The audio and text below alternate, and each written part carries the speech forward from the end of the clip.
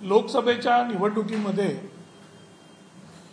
पूर्णपणे उभाटाचा जो मराठी मतांचा जनाधार होता, शिवसैनिकांचा जो जनाधार होता, तो पूर्णपणे नाहीसा झालेला आहे। 4% मतं मिळालेली आहेत। मुंबईत 2 लाखापेक्षा जास्त मतं त्यांच्यापेक्षा आमच्या शिवसेनेला मिळालेली आहेत आणि त्यामुळे सामनामध्ये आता त्यांना आठवण झालेली आहे मराठी माणसाची आणि मराठी माणसाचा अभिमान, मराठी माणसांची कामं आणि मराठी संस्कृतीबद्दल महाराष्ट्रामध्ये लक्ष देत नाही असं जे बोलतायत त्यांना लोकांनी दाखवून दिलेलं आहे की मराठी माणूस आणि मराठी माणसाच्या संस्कृतीने उभाटाला पूर्णपणे नाकारलेला आहे। मराठी माणसाला हे कळून चुकलेलं आहे की हिंदू हृदय सम्राट बाळासाहेब ठाकरे यांचे विचार आणि यांची संस्कृती जर कोण पुढे नेत असेल महाराष्ट्रात तर ते आपले लाडके मुख्यमंत्री आदरणीय एकनाथरावजी शिंदे साहेब। आणि म्हणून आता रडण्याचा जो प्रकार उभाटाकडून सुरू आहे त्यांना मला एवढंच सांगायचं आहे की उभाटाचा रडण्याचा आणि आरोप करण्याचा स्ट्राईक रेट वाढलेला दिसतोय। रोज उठून फक्त रडायचं आणि शिवसेनेवर टीका करायची, ह्याचा जो स्ट्राईक रेट आहे तो संजय राऊतांचा आणि उभाटाचा वाढलेला दिसून येतो। पण हा याच्यानंतर विधानसभेच्या निवडणुकीपर्यंत असाच वाढत राहणार आहे, कारण जनता ही आमच्या बरोबर आहे।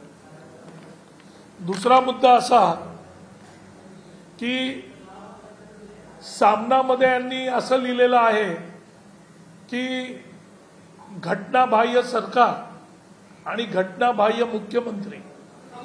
मला राऊतांना एवढंच सांगायचंय बोलक्या पोपटाला की घटनेने निर्माण केलेल्या निवडणूक आयोगाने घटनेच्या अधीन राहून त्यांना पूर्णपणे या शिवसेना प्रक्रियेतून बाजूला केलं आणि शिवसेना पक्ष आणि शिवसेनेची निशाणी जी आदरणीय बाळासाहेबांनी घेतली होती ते धनुष्यबाण हे घटनेच्या अधीन राहून निवडणूक आयोगाने आम्हाला दिलेलं आहे। त्याच्यामुळे आता घटनाबाह्य उभाटा आहे पण त्यांना स्वतःच दिसतच नाही चेहरा। हे त्यांनी लक्षात घेतलं पाहिजे की पूर्णपणे त्यांना घटनाबाह्य शिवसेनेला ठरवलेलं आहे उभाटाला आणि खऱ्या शिवसेनेला असली शिवसेनेचं नाव आणि असली शिवसेनेचं चिन्ह हे घटनेच्या अधीन राहून आम्हाला मिळालेलं आहे। त्याच्यामुळे नेहमी घटनाबाह्य मुख्यमंत्री, घटनाबाह्य पक्ष हे बोलणाऱ्यांनी जरा या गोष्टीकडे लक्ष द्यावं आणि स्वतःचा चेहरा आरशात बघावा की आपण घटनाबाह्य आहोत आणि आपण किती या निवडणुकीच्या आणि जनतेच्या मनातून उतरलेले आहोत हे त्यांनी बघितलं पाहिजे असं आमचं स्पष्ट मत आहे। त्याच्यानंतर लोकसभेमधल्या जर जागा बघितल्या आणि चिन्हावरून आता पोरकटपणाचे आरोप राऊतांनी केलेले आहेत की आमचं चिन्ह गेलं, आमचा पक्ष गेला म्हणून आमच्या पक्षावर मतदान जे आहे ते शिवसेनेला मिळालेलं आहे। हा पोरकटपणाचा आरोप अगदी लहान मुलाला पण हसायला येईल असे आरोप आहेत हे। या डिजिटल युगामध्ये मशाल चिन्ह तुम्ही घेतलं, ते मशाल चिन्ह घरोघरी पोचवलं, उभाटाला घरोघरी पोचवण्याचा प्रयत्न केला पण जनतेने तुम्हाला नाकारलंय, तेव्हा त्याचं खापर आमच्या पक्षावर आणि धनुष्यबाणावर ज्यावेळी तुम्ही फोडताय त्यावेळी तुम्हाला जनाची नाही तरी मनाची लाज वाटली पाहिजे असं आमचं स्पष्ट मत आहे। आणि या बोलक्या पोपटाचा जो स्ट्राईक रेट मगाशी मी सांगितला रडण्याचा आणि आरोप करण्याचा, तो याच्यानंतर असाच वाढत राहणार आहे। त्याच्यामुळे त्याच्याकडे आता आम्ही व्यवस्थित लक्ष देऊ। आमचे नेते म्हणालेत की जो भोंगा जास्त वाजतो त्याला बांबू लावला पाहिजे, कारण आपण झेंड्याला बांबू लावतो, बांबूचा वापर वेगवेगळ्या ठिकाणी केला जातो, आपण गुढी उभारतो त्याला बांबू लावतो. त्याच्यामुळे आता बांबू लावण्याची प्रक्रिया टपोरी तर असू शकत नाही. आता त्यांना कसल्या बांबूची भीती वाटते, उभाटाला कोणत्या बांबूची भीती वाटते, हा प्रश्न आम्हाला त्यांना विचारायचा आहे. कारण आम्ही फक्त बांबू लावतो बोललो, आता पोलीस पण बांबू घेऊन फिरतात, काट्या घेऊन फिरतात. आता त्यांना भीती कसली वाटते त्याचा विचार त्यांनी करावा. कारण जनतेनेच आता बांबू हातात घेतलेला आहे. लोकसभेच्या निवडणुकीमध्ये जनतेने बांबू हातात घेतलाय आणि विधानसभेमध्ये जनता तोच बांबू वेगळ्या पद्धतीने चालवून उभाटाला त्यांची जागा दाखवायला कमी करणार नाही, असं आमचं स्पष्ट मत आहे. विधान परिषदेचे उमेदवार जमो अभ्यंकर संपूर्णपणे अख्ख्या मीडियामध्ये, वृत्तपत्रामध्ये स्पष्ट लिहिलेलं आहे की आदर्श घोटाळ्यामध्ये यांनी कारगिलची जी सोसायटी होती, कारगिलच्या शहीदांसाठी जी आदर्श सोसायटी आणि ती जागा मागण्यात आली होती, त्याला त्यांनी स्वतःचा बॅकग्राऊंड, शहीदांचा दस्तारा, शहीदांच्या टाळूवरचं लोणी, त्यांच्या बलिदानाचा अपमान करून त्या सोसायटीमध्ये प्रयत्न केले आणि सदस्यत्व घेण्याचा प्रयत्न केला.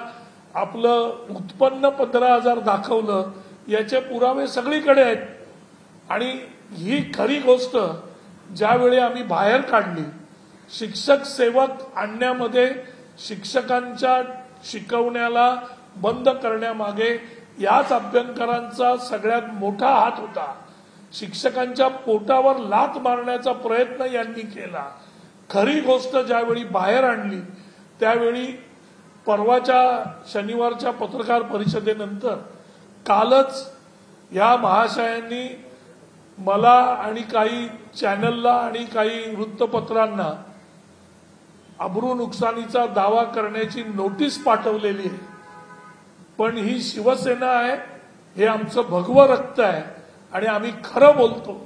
त्याच्यामुळे अशा नोटिसांना आणि अशा प्रकारच्या ज्या गोष्टी केल्या जातात त्याला भीक घालणारे किंवा त्याच्यामुळे गप्प बसणारे आम्ही नाहीत. याची दखल अभ्यंकरांनी पण घ्यावी आणि अभ्यंकरांना ज्यांनी उमेदवारी दिली त्या उभाटाने पण घेतलेली बरी, असं आमचं स्पष्ट मत आहे. निवडणूक आयोग कुठेतरी पक्षपातीपणाची भूमिका घेतली आहे किंवा दुजाभाव करते असं दिसत आहे. कारण उद्धव ठाकरे यांनी हिंदुत्वाचा प्रचार केला, मोदी शहानी म्हणून पत्र पाठवलं होतं, असा आम्ही प्रचार केला तर चालतंय का? याचं उत्तर निवडणूक आयोगाने दिलं नसताना त्यांनी जी पत्रकार परिषद घेतली त्याच्यावरती अहवाल मागून कारवाईचे संकेत दिलेला आहे. त्यामुळे विरोधकांना एक न्याय आणि सत्ताधाऱ्यांना एक वेगळा न्याय, असं निवडणूक आयोग पक्षपाती भूमिका करतंय का?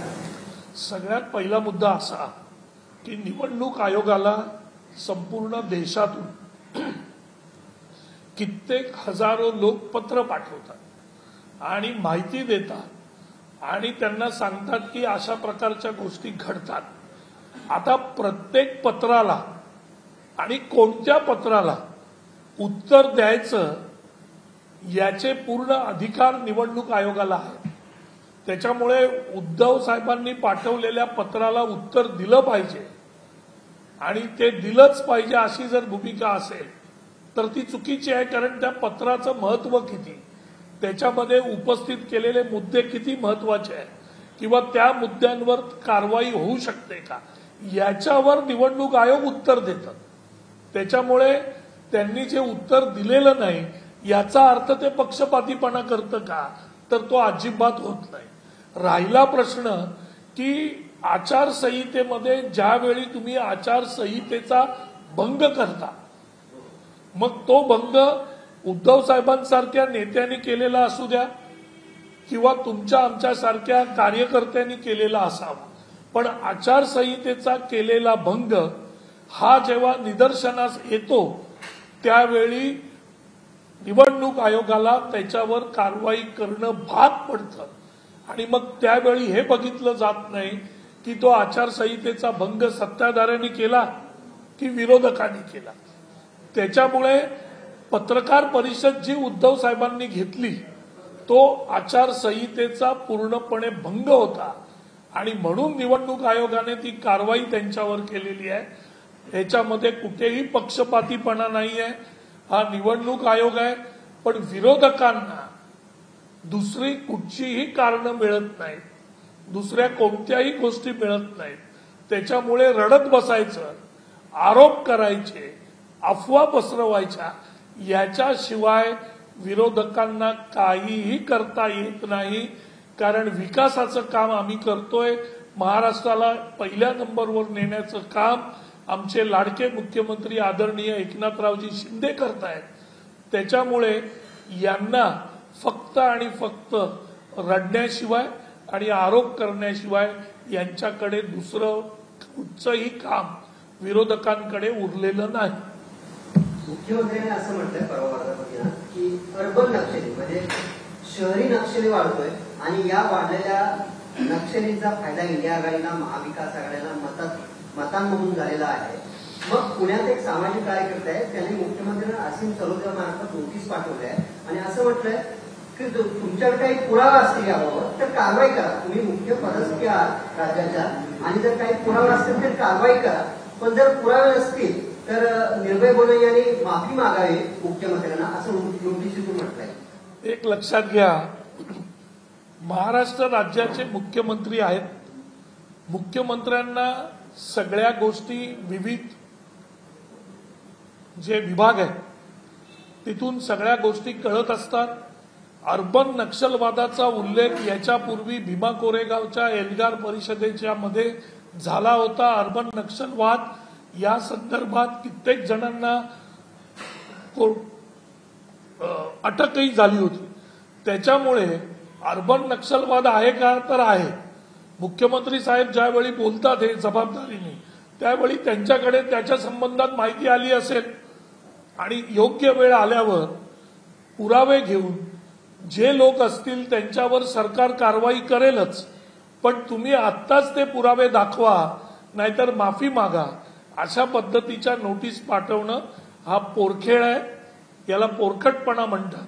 कारण ज्यावेळी अशा गोष्टी येतील त्या गोष्टी आल्यावर सरकार त्या दृष्टीने कारवाई करेल. ते महाराष्ट्राचे मुख्यमंत्री आहेत, जे बोलतो ते करणारे मुख्यमंत्री आहेत. त्याच्यामुळे ज्यावेळी ते काही गोष्टी बोलतात तर ती जबाबदारीने बोललेल्या असतात आणि जबाबदारीने ते कामं करतात. तुझं ते ह्याचं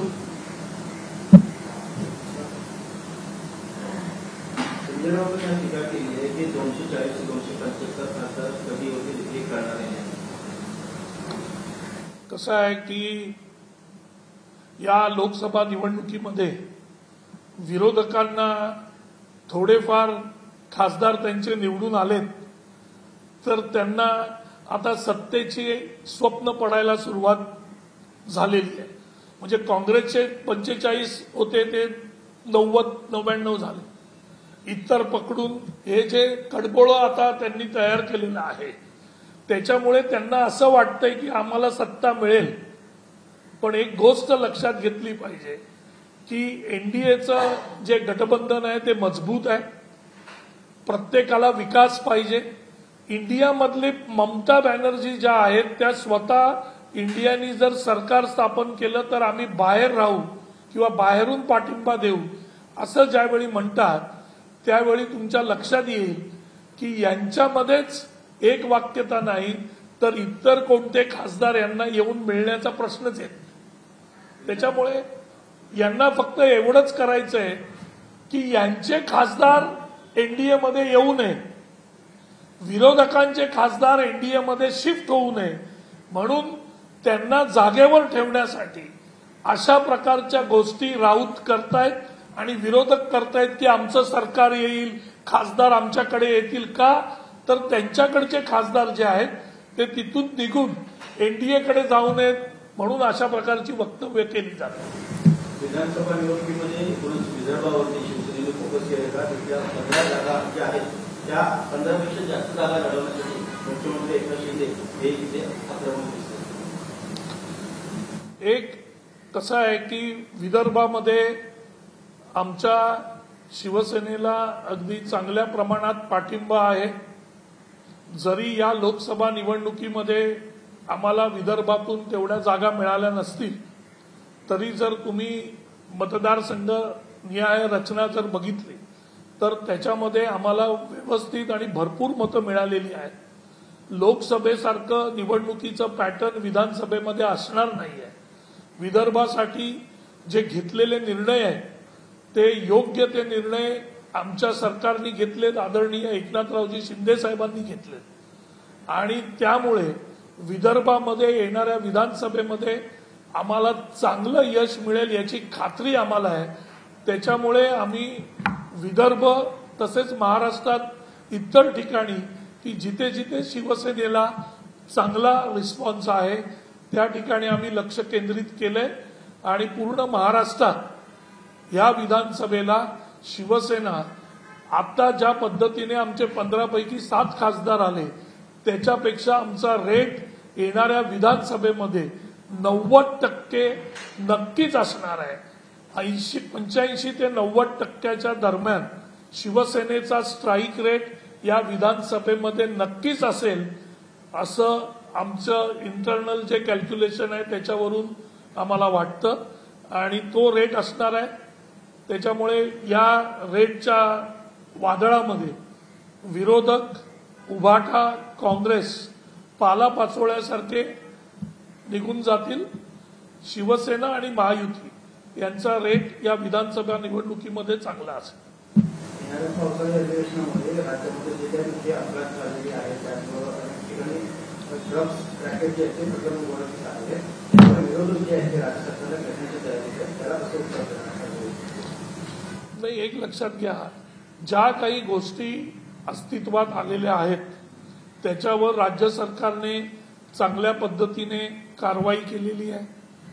जे लोक मागे पुण्याच्या सगळ्या त्या गाडी भरधाव चालवण्याच्या ह्याच्यात जेवढे लोक होते त्यांच्यावर कारवाई केलेली आहे. जास्त प्रमाणात जे पब्स, बार आहेत त्या ठिकाणी कारवाई झालेली आहे. एक्साईजचे जे जास्त ऑफिसर्स आपण रस्त्यावर घेतलेले आहेत, टोल नाके किंवा इतर जे मार्ग आहेत त्याच्यामध्ये गस्त वाढवलेली आहे. त्याच्यामुळे सरकार कायदा पूर्णपणे सांभाळून या गोष्टीला कसा पायबंद घालता येईल त्या पद्धतीने आदरणीय मुख्यमंत्री एकनाथरावजी शिंदे साहेब, देवेंद्रजी आणि अजित पवारजी यांच्या सहकार्याने महाराष्ट्र सरकार ड्रग्ज किंवा भरधाव वाहनं चालवणं या बाबतीत पूर्ण काळजी घेत आहे. त्या दृष्टीने सगळ्या उपाययोजना करत आहे आणि जे लोक अशा पद्धतीने आढळून येतात त्यांच्यावर कडक कारवाई करायला सुरुवात केलेली आहे. आपल्याला पुण्याच्या कारवाईवरून लक्षात येईल की त्यांच्या सगळ्या फॅमिलीला अटक करण्यात आली. जे डॉक्टर्स होते त्यांना अटक करण्यात आली, त्यांचं निलंबन करण्यात आलं. त्याच्यामुळे मुख्यमंत्री जो आहे आमचा लाडका मुख्यमंत्री हा कायदा उल्लंघन करणाऱ्या कोणालाही सोडत नाही. त्याच्यामुळे जी कायदा आणि सुव्यवस्था आहे ती आम्ही महाराष्ट्रात व्यवस्थित राबवू. ते दिल्लीचं काय बोलायचं नाही, यांनी कुठची बातमी चालवली. मुख्यमंत्री दिल्लीला गेले अशी बातमी समजते, काय माहिती त्याबद्दल स्पष्टता आहे? नाही, मुख्यमंत्री महोदय आदरणीय एकनाथरावजी शिंदे दिल्ली वगैरेला कुठेही गेलेले नाही आहेत. त्यांचा नियोजित कार्यक्रम नागपूर आणि नागपूरपासून भंडाऱ्याला आहे. तो कार्यक्रमासाठी ते गेलेले आहेत. त्याच्यामुळे दिल्लीला वगैरे ते कुठेही गेलेले नाहीत. ते कार्यक्रम करून आज ते परत मुंबईत येतील. त्याच्यामुळे दिल्लीला जाण्याचं काही कारण नाही. एबीपी माझा, उघडा डोळे बघा नीट.